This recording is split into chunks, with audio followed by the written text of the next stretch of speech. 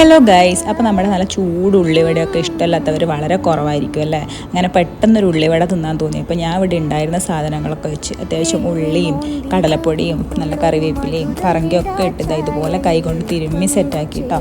എന്നിട്ട് ഇത് അടുപ്പിലേക്ക് പാനൊക്കെ ചൂടാവാൻ വേണ്ടി വെച്ചു. തട്ടിക്കൂട്ട് പരിപാടി ആയതുകൊണ്ട് തന്നെ പെട്ടെന്ന് ചെയ്തതാണ് കേട്ടോ. ഞാൻ ഉള്ളിയാണ് കുറച്ചധികം എടുത്തത്, കടലപ്പൊടിയൊക്കെ കുറച്ച് മാത്രമേ എടുത്തിട്ടുള്ളൂ. അതുപോലെ തന്നെ കൈ കൊണ്ട് വെള്ളമൊന്നും വേറെ ചേർത്തിട്ടൊന്നുമില്ല. അതിലുള്ള ആ ഉള്ളിയിൽ നിന്ന് വരുന്ന വെള്ളത്തിലാണ് കേട്ടോ അത് കുഴച്ചെടുത്തേ. പിന്നെ കൈ കൊണ്ട് കുഴച്ചുണ്ടാക്കുന്നത് പ്രത്യേക ടേസ്റ്റാണ്. ചിലർക്കൊക്കെ ചിലപ്പോൾ ഇത് ഇഷ്ടപ്പെട്ടൊന്നും വരില്ല, പക്ഷേ എനിക്ക് ഇതാണ് സൗകര്യം. അങ്ങനെ ഇതാ ഫസ്റ്റ് സെറ്റ് ഓഫ് ഉള്ളിവട റെഡി ആയിട്ടുണ്ട്. അപ്പോൾ അത് കോരി വെച്ചു.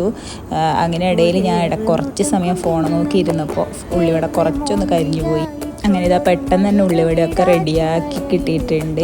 ഇനി നമുക്ക് നല്ല സൺസെറ്റും ആസ്വദിച്ചുകൊണ്ട് ഉള്ളിവട, നല്ല ക്രിസ്പി ആയിട്ടുള്ള ഉള്ളിവട കഴിക്കാം കേട്ടോ.